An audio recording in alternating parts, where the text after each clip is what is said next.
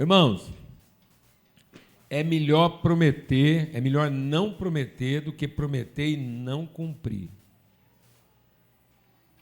Aí eu vou pedir licença para os meus colegas de ministração aqui, porque ontem alguém pediu para eu prometer que eu iria estar compartilhando solo aqui hoje, trazer uma palavra sem estar sentado. Ô, irmão, estou com tanta saudade, eu sei lá, falando, explicando e tal. Foi então, em promessa, a amizade, tá bom? Eu vou honrar o irmão aqui hoje e vou compartilhar. Até porque é o seguinte, o que eu quero compartilhar aqui hoje de manhã é um testemunho.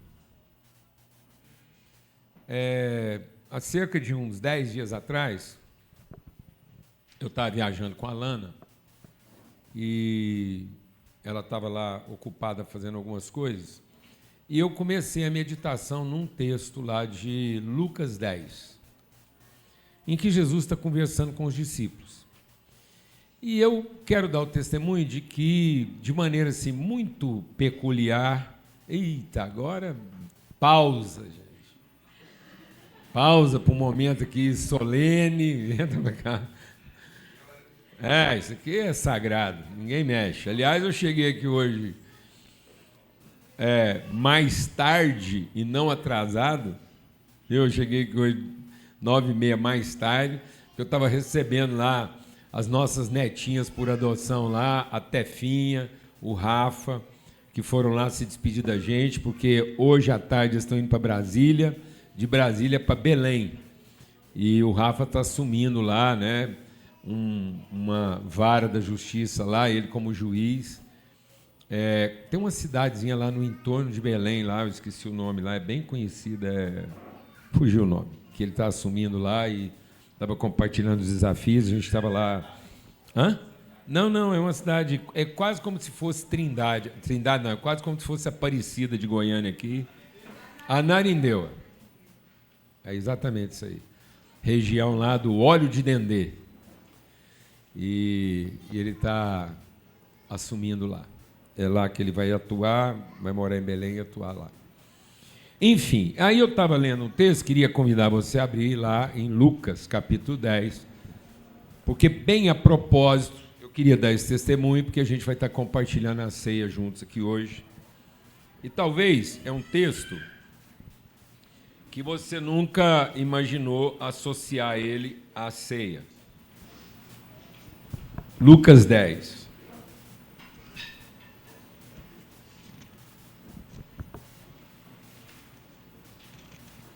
E eu queria aprofundar um pouquinho essa reflexão aqui em família. É um testemunho bem de família mesmo, que é aquele episódio em que Jesus está enviando 72 discípulos. Então Jesus pega lá o seu grupo de discípulos que caminhavam com ele.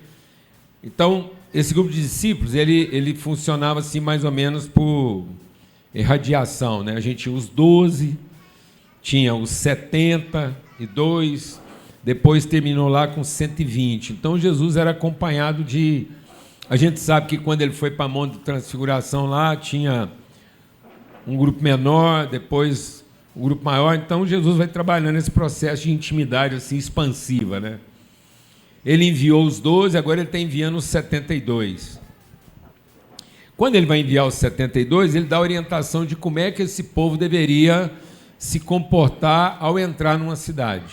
E qual seria a vocação deles? Então ele está dizendo, olha, a vocação de todo homem e mulher de Deus é, ao entrar numa cidade, você assumir a responsabilidade de transformar a cidade. Então eu não posso pedir para Deus uma cidade que me convenha. Começa daí o entendimento. O papel do cristão não é pedir a cidade que lhe convém. O papel do cristão é assumir a responsabilidade que lhe cabe. Então não perca seu tempo pedindo para Deus te dar a cidade que você gostaria. Assuma a responsabilidade de ser para a cidade o filho de Deus que ela precisa. Então, a cidade não tem que falar sim para você. Porque você já falou sim para ela, amém? Pode ser que ela diga não. mas ela não tem que dizer sim. O sim está dito por você. Você é o sim da cidade. Se ela falar sim para você, ela vai ser transformada. Se ela falar não para você, aí você está isento da responsabilidade. Glória a Deus, amado. Então, agora, não diga não para a cidade porque ela falou não para você. Você continua sendo o quê? O sim dela. Glória a Deus. Você está num bairro difícil? Você é o sim dela. Você está num relacionamento difícil? Os parentes, está tudo difícil? Você é o sim deles. Amém? Então deixa eles na posição de ter que falar não, mas você não fala não por conta deles. Glória a Deus. Faz sentido para você ou não? Sabe aquela parentada tua lá? Não deixa as coisas que acontecem no meio dos parentes fazer você falar não para eles. Você é sempre o sim deles. Eles é que tem que ficar na posição de saber se vão falar sim para o seu sim ou não. Mas o sim já está dito. Glória a Deus. O sim está dito e assumido. Então eu tenho que pedir para Deus condições de ser o sim. E não saber se a cidade quer falar sim para mim. É isso que Jesus está dizendo. E aí ele vai concluindo, ele fala lá e tal, e diz. Então lá no capítulo 10, a partir do verso 1, estou contando a história para chegar onde eu quero aqui. E aí, diz assim, ó.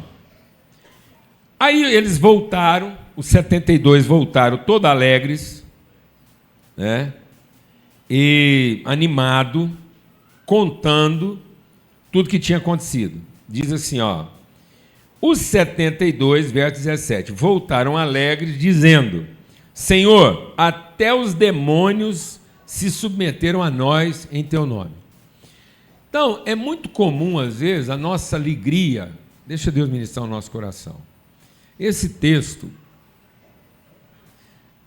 eu acho que assim, o impacto que esse texto produz na nossa vida, é porque nós temos a tendência de associar a nossa alegria aos resultados positivos. Então, está funcionando, a gente está alegre. Não está funcionando, a gente está triste. Quem está entendendo o que eu estou falando? Agora Jesus vai revelar um mistério aqui para nós. Amém? E aí os discípulos trazem um relatório positivo. Olha, foi fantástico, até os demônios se submeteram. E aí Jesus respondeu: Eu vi Satanás caindo do céu como relâmpago. Eu dei a vocês poder para pisarem sobre cobras e escorpiões, e sobre todo o poder do inimigo, nada lhes fará dano. Amado, em nome de Cristo Jesus, recebe essa palavra. Amém? Ensina isso para os seus filhos. Ensina os seus filhos a não ter medo da vida e do que a vida pode causar para eles. Glória a Deus. Nada lhes fará dano. Uma coisa, amados, é enfrentar problema. Outra coisa é ser danificado. Glória a Deus. Glória a Deus. Você recebe essa palavra aqui hoje de manhã e incorpora isso. É o Senhor do Senhor dizendo: nada lhes causará dano. Arranhado. Amém, amado? Amassado na pintura, mancha no sofá. Mas você não vai deixar de ser sofá, ainda que seja o quê? Eu quero te apresentar um sofá lá de casa. Eu até hoje estou em dúvida se a gente forrou ele com a coisa certa, com a cor certa e com a cor errada. Eu olho, o sofá é muito bom. Eu acompanhei a reforma dele. Ele já era bom, mas no dia que foi reformar, eu fui lá como engenheiro e falei para o cara assim: eu quero que você faça o sofá do jeito que eu acho que um sofá tem que ser feito. Pensa um trem arrumado. Menino, neto, vizinho, amigo, visitante, tá lá. Só que a gente forrou ele de uma cor assim meio clara. é um amarelinho bem bege. E aí, já lavou ele lá não sei quantas vezes. Eu tenho até uma conta corrente lá com... E eu fico pensando, eu tinha que ter forrado ele de uma cor mais escura, para esconder os Toddy, os açaí, sabe não? Que é a mancha de açaí nervosa, endemoniada, tem umas lá. Aí tem umas manchinhas, uns trem lá, entendeu? Restinho de coca. Tá lá. Eu fiquei pensando, eu devia ter forrado ele da cor escura, que não aparece disso, ou é dessa cor mesmo que eu tinha que ter forrado para todo mundo saber que ele está cumprindo o seu propósito. Então estou percebendo que o sofá tem problema com a cor dele, mas nada lhe causa dano, porque ele continua sendo sofá. E aqui esse problema que ele está mostrando que ele tem lá é porque ele está funcionando como sofá. Glória a Deus, amado. Aleluia. Então tem certas coisas que você vai carregar na vida porque você está cumprindo o seu propósito. E esse problema que você está passando é exatamente o problema que você tem que passar, sabendo que nada vai lhe causar dano. Ainda que você tenha umas manchinhas lá, uns trenzinhos que o povo acha que é defeito, mas não é.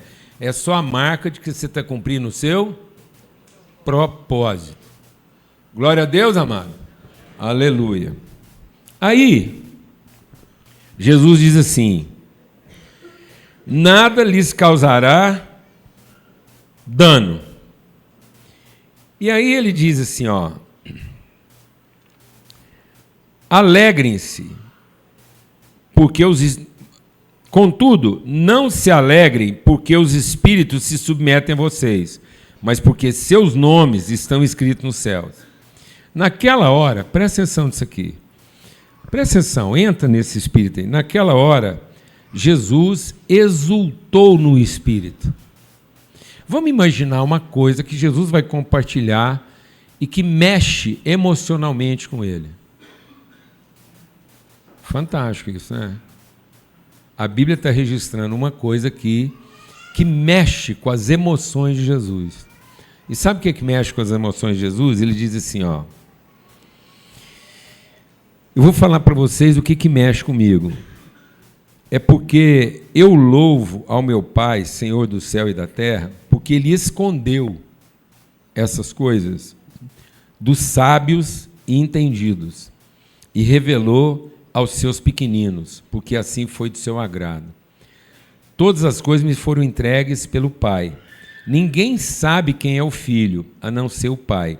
E ninguém sabe quem é o Pai, a não ser o Filho, e aqueles a quem o Senhor quiser revelar. Rapaz, a hora que eu estava meditando sobre esse negócio, e que o texto falou que existe uma coisa que comove, que mexe com as emoções de Jesus, e o que mexe com as emoções dele é saber que o conhecimento não tem nada a ver com o entendimento.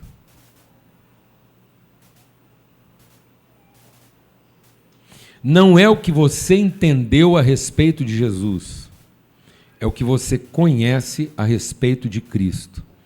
E às vezes nós estamos querendo fazer as pessoas entender a respeito de Jesus, mas não estamos dando para elas a condição de conhecer Cristo em nós.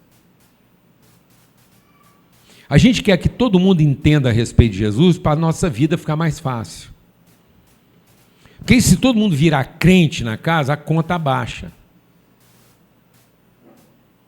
Na nossa cabeça, se todo mundo virar crente na casa, ficou mais fácil. Ficou mais fácil ser casado com um marido crente. Ficou mais fácil ser casado com uma mulher crente. E ficou mais fácil ter filho crente. Será que é verdade? E se o marido crente invocar de virar Cristo? Para quem não merece. E se a mulher crente resolver virar Cristo para quem não merece? E se os seus filhos crentes resolver virar Cristo para quem não merece? A conta ficou mais fácil ou mais difícil?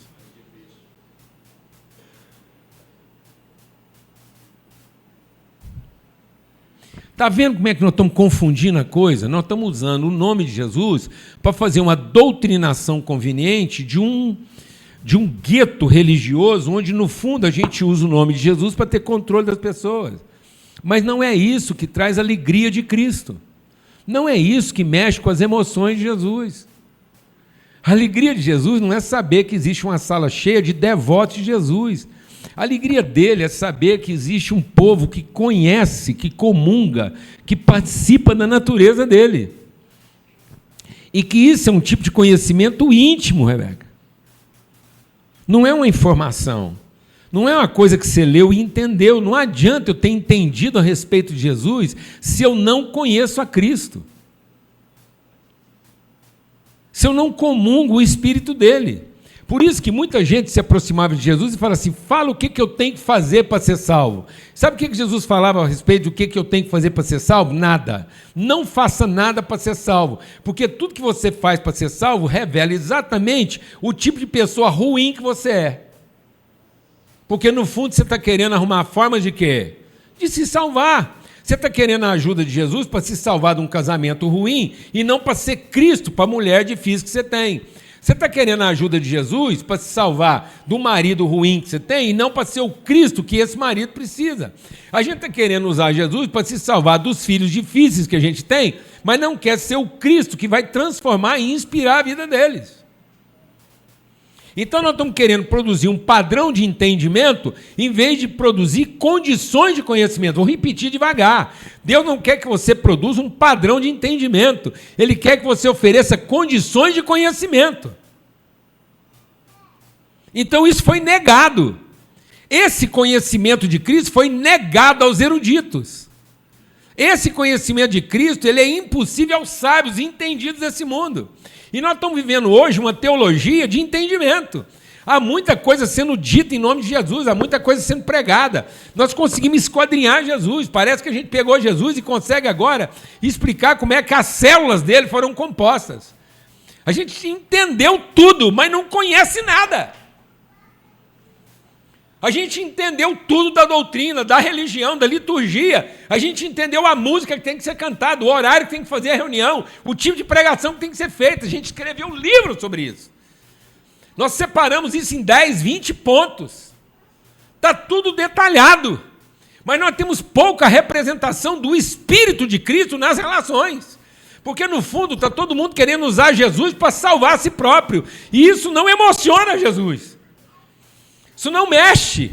O que comove, o que mexe com as emoções, o que faz o coração dele bater acelerado, o que faz ele se mover, sabe aquela coisa? É como Jesus falando assim, a gente sentiu um frio na barriga agora. Gente, meu coração acelerou. Meu Deus, eu estou comovido. Mas não é comovido no sentido de influenciado numa emoção qualquer. Não é a comoção de quem viu um pudim. Não é a comoção de quem ouviu uma música boa, não. É um ferveu. Sabe quando a coisa ferveu? Quando você sente que parece que revirou dentro de você alguma coisa que mexe muito com a sua noção de identidade, propósito da vida, de significado. Sabe quando você fala assim, estou vivo? Entendi a vida. Entendi o que representa viver nesse mundo. Sei qual é o significado da minha existência. É isso que Jesus está falando. Jesus está abrindo uma intimidade dele, está falando assim, sabe o que me move? Sabe o que faz eu sentir que eu estou vivendo? É porque está acontecendo o que Deus me prometeu. E ele prometeu que alguém nos conheceria como nós nos conhecíamos. Você já entendeu o que Jesus está dizendo aqui? Que ele quer que a gente tenha com ele um nível de conhecimento que só ele e o Pai tinham desde a eternidade. O que significa eu abrir a boca e dizer assim, eu sei que nada me causará dano? Sabe o que é viver uma vida sem medo? O que seria viver uma vida sem ansiedade futuro? Por que uma vida sem ansiedade futuro? Porque o que você conhece é muito mais profundo do que aquilo que qualquer pessoa pode entender. E aí alguém vai dizer para você não está entendendo.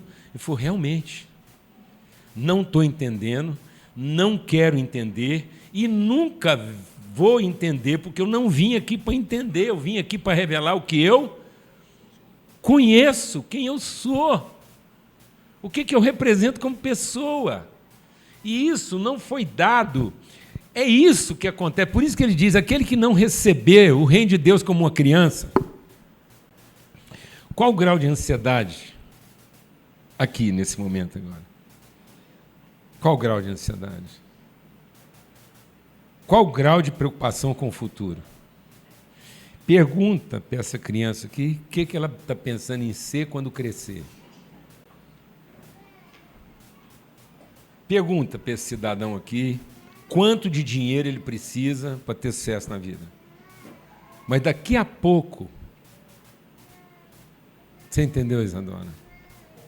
Daqui a pouco essa cabecinha vai estar carregada. Daqui a pouco a preocupação de quanto ele precisa ganhar vai ser maior do que a certeza de quem ele é. Quem vai ensinar isso para ele?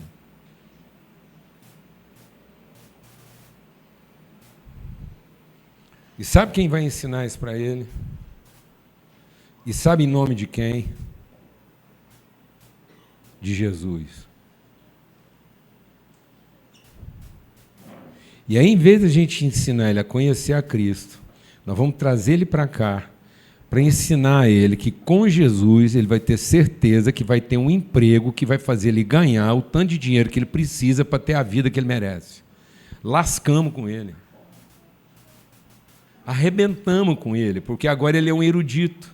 Agora nós estamos achando que a vida dele realmente vai significar alguma coisa por conta daquilo que ele entendeu e por conta agora do que ele sabe e não do que ele conhece.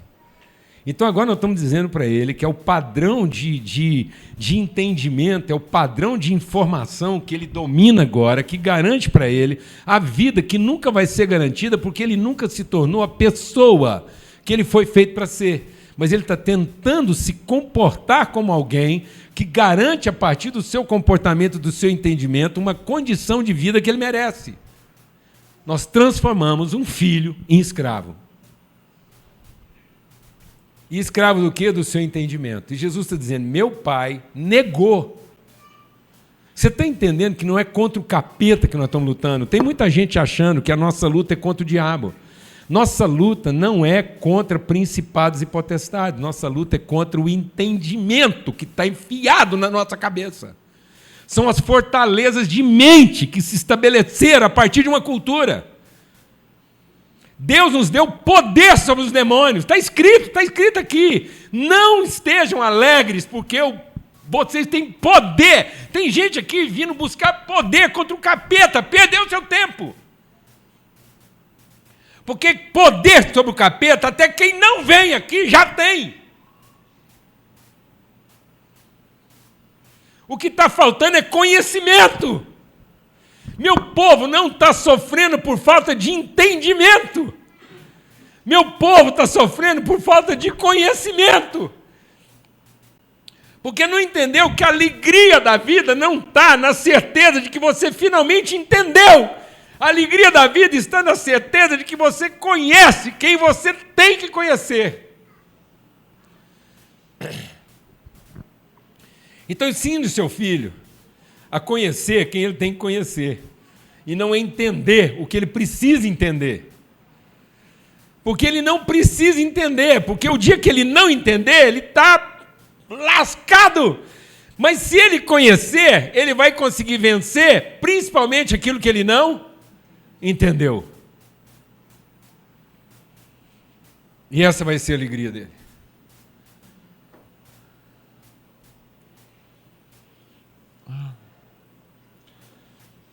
Sabe quando um filho te abraça, querendo ser entendido, e você finalmente pode abraçar ele, sem entendê-lo, com um abraço de quem o conhece? É isso.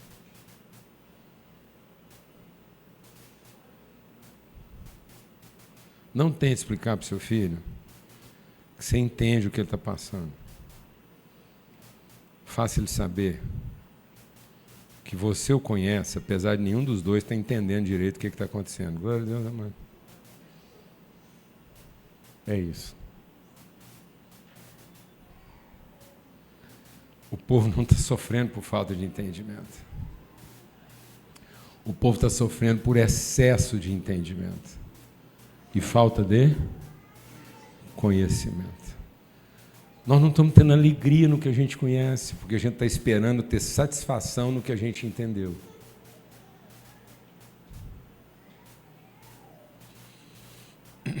Amém? Isso é igual comida de vó. Não tem que prestar. Você só tem que saber que foi sua avó que fez para você. Aí pode ser a comida mais ruim do mundo. E quanto pior for, mais alegre você come, porque sua avó vai ficar o quê? Contente.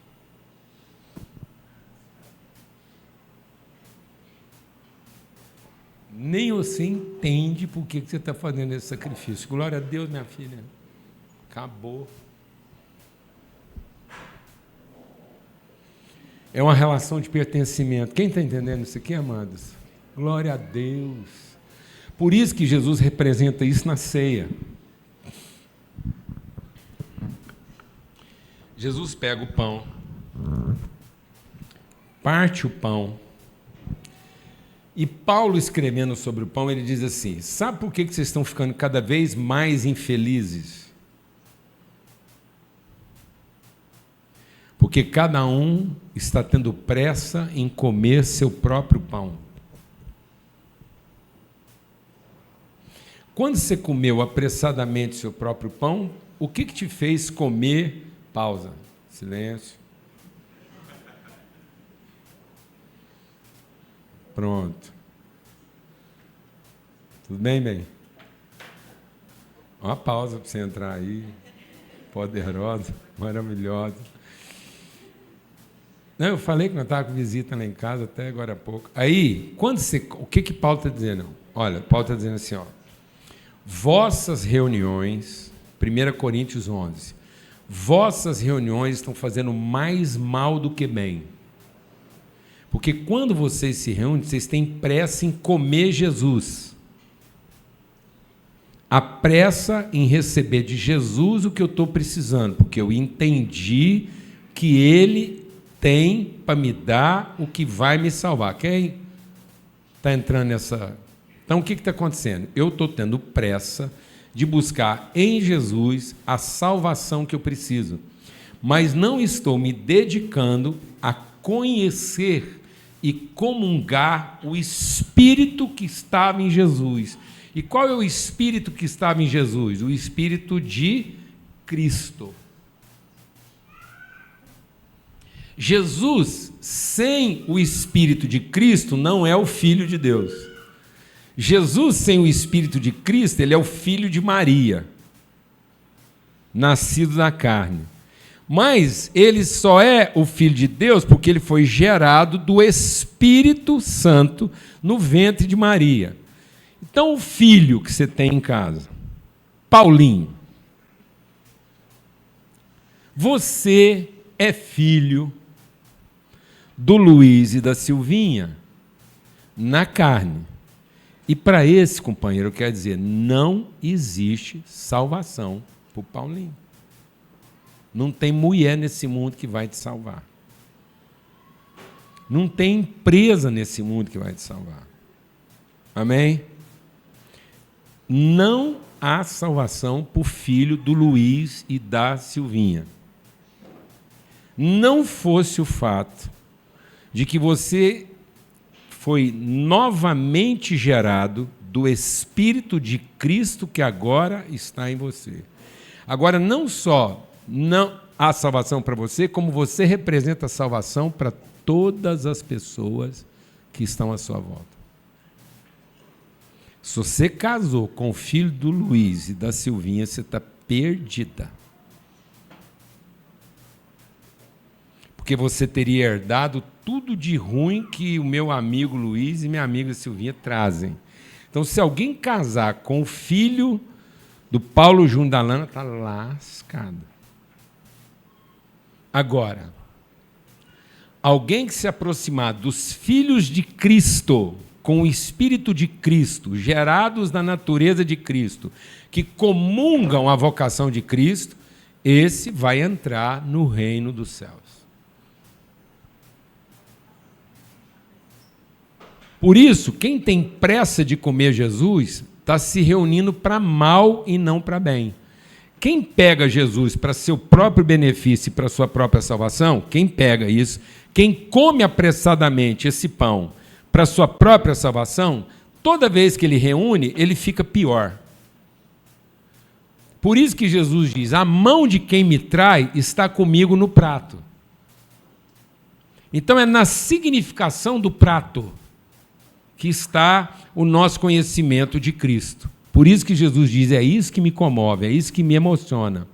É o conhecimento dos pequeninos e não dos eruditos. Então, se você pegar o prato e entender que ele é para a sua própria salvação, isso vai fazer mais mal do que bem, e você tem o espírito do anticristo. E o espírito do anticristo é aquele que está usando Jesus para a sua própria salvação, segundo aquilo que ele entendeu.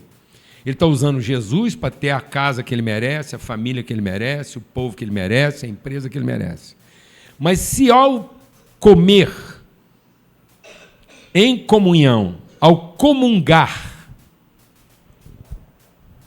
amém? Quando você comunga a natureza de Cristo, então você faz parte. O que quer dizer isso? Está vendo? Ó? Você está participando da comunhão. Por isso que a mesa não é para você comer apressadamente seu pão. É para você ter a sensibilidade de repartir o seu pão antes de comer. Quando você come apressadamente, você está buscando em Jesus a sua própria salvação. Quando você compartilha o seu pão, você está manifestando a sua comunhão com o Espírito de Cristo. Comendo apressadamente seu próprio pão, você é filho da carne. Repartindo o seu pão antes de comer, você é filho do Espírito. E Jesus diz: pode comer. Jesus diz: a minha alegria está em compartilhar com vocês o meu Espírito. Porque agora eu sei que vocês conhecem o meu Pai como eu o conheço. E só assim Deus pode ser conhecido. Então, o que seus filhos estão conhecendo de você? A sua ansiedade de ter o filho que você sonhou? Ou a sua liberdade em oferecer para ele a pessoa Cristo que você é? De onde vem a sua crise familiar? Que tipo de crise você vive? De ainda não ter tido tudo que você gostaria de ter? Ou de ainda não ter oferecido tudo que você pode oferecer?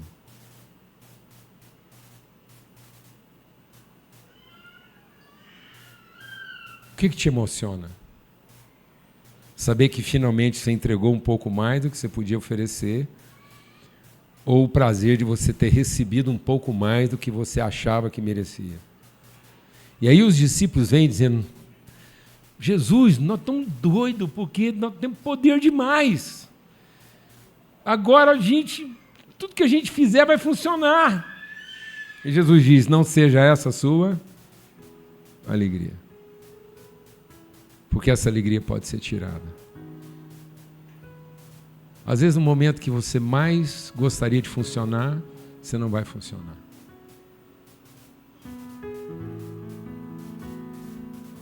Às vezes, no momento que você mais queria salvar alguém, você não vai conseguir.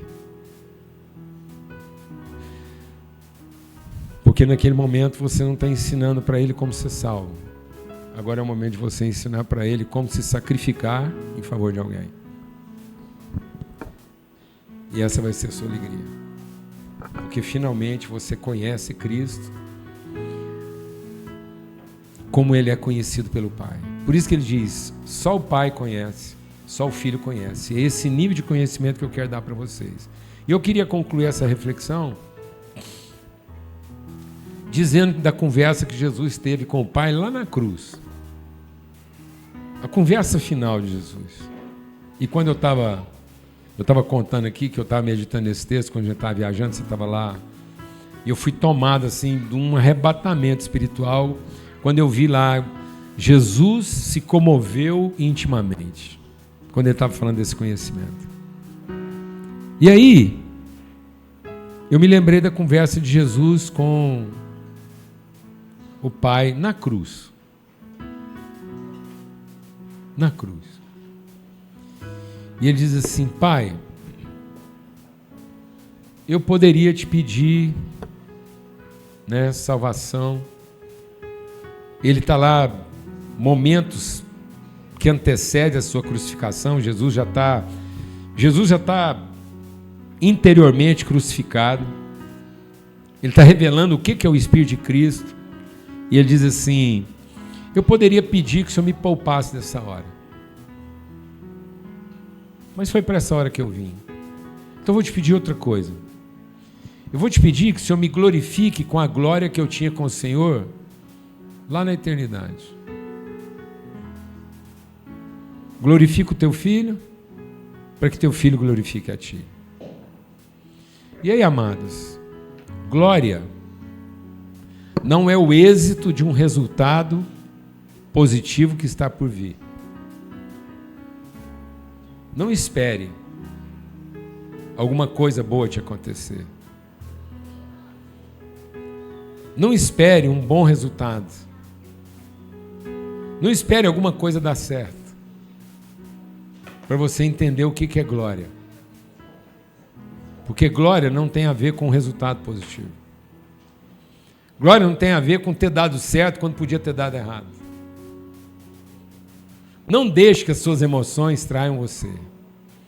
Não espere que a sua alegria só aconteça quando tudo tiver finalmente dado certo. Porque esse não é o Espírito de Cristo. Quer saber o que é glória? Mantenha o seu compromisso, a sua disposição, enquanto todo mundo está achando que vai dar errado. Ou que você pode estar perdendo seu tempo.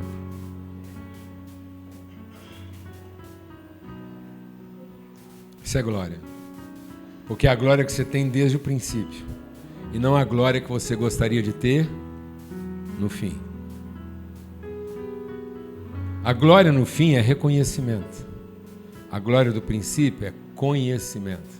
E muitas pessoas estão esperando o reconhecimento daquilo que elas entenderam.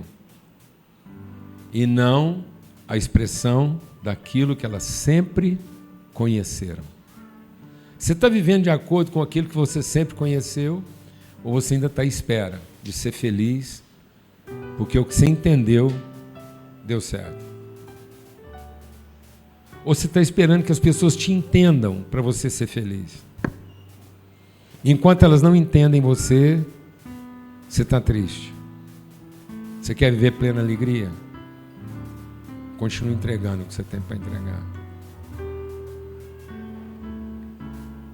Sabendo que nada te causará dano. E sabe por que você vai entregar isso? Porque Deus te revelou esse conhecimento. Não é o que você entendeu. As pessoas acham que eu vivo pelo que eu entendi. E que eu tenho apego pelo que eu entendi. Se tem uma pessoa desapegada do que entendeu, sou eu. Se você caminhasse comigo há mais tempo, você ia perceber uma coisa.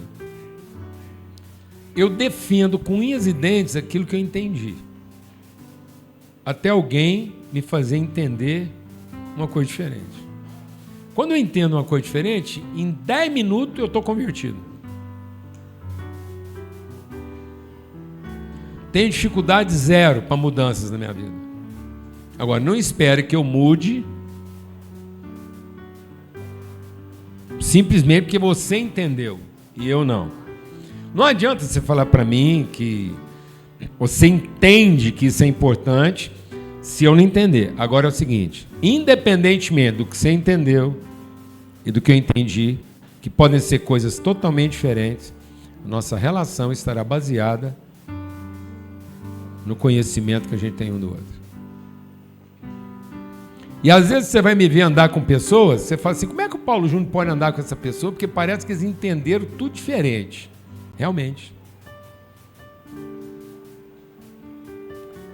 Eu tenho alguns amigos que as nossas conversas não vão acabar nunca. Que só um anjo iluminado para colocar fim à nossa discussão. Porque um entende uma coisa, o outro entende outra totalmente diferente. Mas nós somos íntimos amigos. Sabe por quê? Porque a gente se conhece. E sabe por que a gente se conhece? Porque a gente partilhou o mesmo pão. A gente é feito da mesma substância. E eu vou terminar. Então, lá em Efésios, abra sua Bíblia lá em Efésios, para a gente entender qual é a oração de Paulo.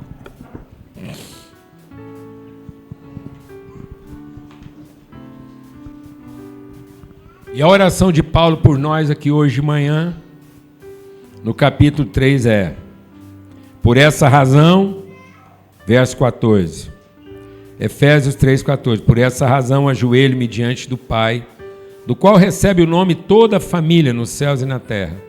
Eu oro para que com as suas gloriosas riquezas, Ele fortaleça no íntimo do ser de vocês com poder por meio do seu Espírito.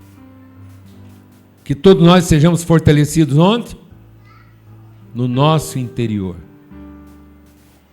Pelas riquezas do seu conhecimento, reveladas por quem? Pelo Espírito. Para que Cristo, para que quem? Cristo, não é Jesus, é o Espírito de Cristo. Jesus diz: eu vou embora, mas vou deixar para vocês o meu Espírito, e o meu Espírito estará em você. Jesus não veio para depois ele ser uma lembrança com você. Jesus não é uma lembrança a qual você se apega. Não. Ele deixou o próprio Espírito que estava nele, para que o mesmo Espírito que estava nele agora esteja em você, em favor da sua família, em favor de todas as pessoas que você diz que ama, entendendo essas pessoas ou não, sendo entendido por elas ou não. É o Espírito de Cristo em você. Você comunga Ele. Ele não está com você para te ajudar a ter a vida que você entendeu. Ele está em você, para você ser a pessoa que Deus conhece desde a eternidade. E o mundo pode causar dano à pessoa que eu entendi, mas o mundo não vai causar dano à pessoa que meu Pai conhece desde a eternidade. Eu não quero a glória que o mundo vai me dar quando der tudo certo. Eu quero a glória que eu tinha com o Pai, quando nada tinha sido feito ainda. Eu não quero a glória de ser reconhecido por uma coisa bem feita. Eu quero a glória de ser conhecido e de conhecer, quando nada tinha sido feito. Glória não é aquilo que você atribui a alguém depois de um bem feito. Glória é aquilo que você compartilha com alguém antes de qualquer coisa ser feita. Se você não conhece glória na relação com alguém antes de alguém fazer qualquer coisa, então isso não é glória, é interesse. Se só existe glória depois de um bem feito, isso não é glória, isso é admiração. Glória é aquilo que você conhece quando nada precisa ser feito. Amém? E aí ele diz: para que o Espírito esteja, para que Cristo habite no coração. Quem habita? Cristo.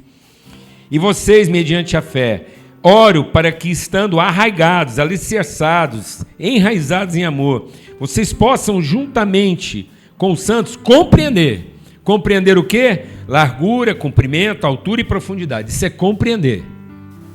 Não confunda o que você pode compreender. Não confunda o que você pode medir. Não confunda o que você pode determinar em medidas, em desenho. Não confunda aquilo que você pode rabiscar, desenhar segundo o que você entendeu, com aquilo que você conhece. Porque ele diz assim: vocês vão entender, mas também vocês vão conhecer o amor de Cristo, que excede todo entendimento. Não se limite a ser seguidor do Deus que você entendeu, porque haverá um momento que Ele vai fazer coisas na sua vida que você não vai conseguir entender. para que você possa conhecê-lo. E em conhecendo, você participar do Espírito dele. Para que vocês sejam cheios de toda a plenitude de Deus. Essa é a emoção. A emoção de saber que você está pleno de Deus. E quando você está pleno de Deus, nada pode te causar dano. Então agora vamos compartilhar a ceia. Vamos orar, dando graças pelo pão. Você tinha que ficar de pé, bem? Você quer dizer algo, orar? Eu quero orar por nós. Nós estamos tendo hoje, né, a oportunidade de fazer memória desse ato que Jesus viveu com seus discípulos. E a palavra de Deus diz que nós devemos praticá-lo no nosso meio. Quando eu sentei ali, o Espírito Santo colocou fortemente no meu coração o desejo de orar, para que esse momento não fosse só um rito nessa manhã. Quando a Bíblia diz, fazei em memória de mim, que viesse na nossa memória tudo que Cristo é em nós, tudo que Cristo fez por nós. E quando ele instituiu a ceia ali, quando ele tomou a ceia com seus discípulos, eu penso que o olhar de Jesus não foi diferente para Judas. O olhar de Jesus foi o mesmo para todos que estavam ali. Então, se Deus quer que eu e você façamos memória daquilo que Ele é e fez naquele momento, eu queria te dar alguns segundos para você fazer uma oração de rendição ao Senhor e de liberar as pessoas que têm te perseguido, as pessoas que têm te ofendido, as pessoas que têm se levantado contra a sua vida, para que esse pão que a gente pudesse comer agora, pudesse realmente encontrar um coração livre, puro. Me fiz entender? Peça para o Espírito Santo te lembrar. Se talvez agora você não devesse dizer o nome de alguém e não devesse completar esse nome dizendo, eu perdoo, eu perdoo, eu perdoo. Espírito Santo, que nos convence da justiça. Espírito Santo, que nos leva para esse lugar de intimidade. Que hoje seja uma manhã de celebração. Que ninguém aqui coma o pão da condenação, mas o pão que alimenta, Senhor. Obrigado, Senhor. Porque o Senhor tem nos dito que assim como o Senhor é com o Pai, o teu desejo é que eu seja contigo e com o Pai. Te damos graça pelo pão.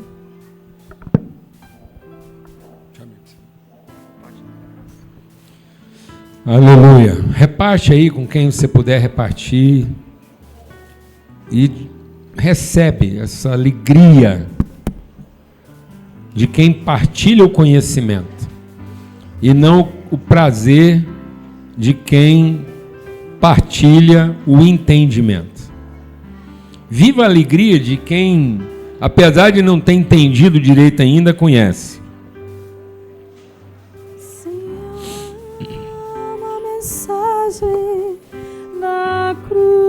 Se Deus quiser, fazer uma oração aqui hoje de manhã. Se Deus quiser, você morre sem entender sua mulher. Para ela nunca pensar que você está com ela por interesse. Glória a Deus. Se Deus quiser, você morre sem entender seu marido. Glória a Deus. Para ele nunca parar para pensar achando que você estava com ele por interesse. Que você entendeu. Glória a Deus. Tá aí esse trenzinho. Obrigado. Glória a Deus. Se Deus quiser. Amém? Você morre sem entender seus filhos. Mas você morre na certeza de que você os conheceu. E que eles te conheceram. E que vocês nunca ficaram juntos só porque se entenderam. Mas vocês sempre estiveram juntos porque vocês se conheciam. Apesar dos momentos mais importantes, vocês não terem se entendido. Quem crê nisso? Aleluia. E vai trazendo gente que eles entendem menos ainda. Faz esse favor para os seus pais, arruma um genro, uma nora, que eles entendem pouco. Amém? Que traz algum tipo de transtorno. Para eles poderem abraçar e falar assim, não foram os sábios entendidos que foi dado esse conhecimento, mas foi para nós, os pequeninos. Glória a Deus, amados. E agora vamos beber o cálice da alegria. Por que que esse conhecimento é possível? Porque todos os pecados estão perdoados, toda a culpa está removida. Aleluia. Bebei dele todos, na certeza de que todos os pecados foram perdoados. Então a gente não está se acertando porque finalmente a gente não comete mais erros. Mas a gente finalmente está se acertando porque a gente sabe que os pecados foram perdoados.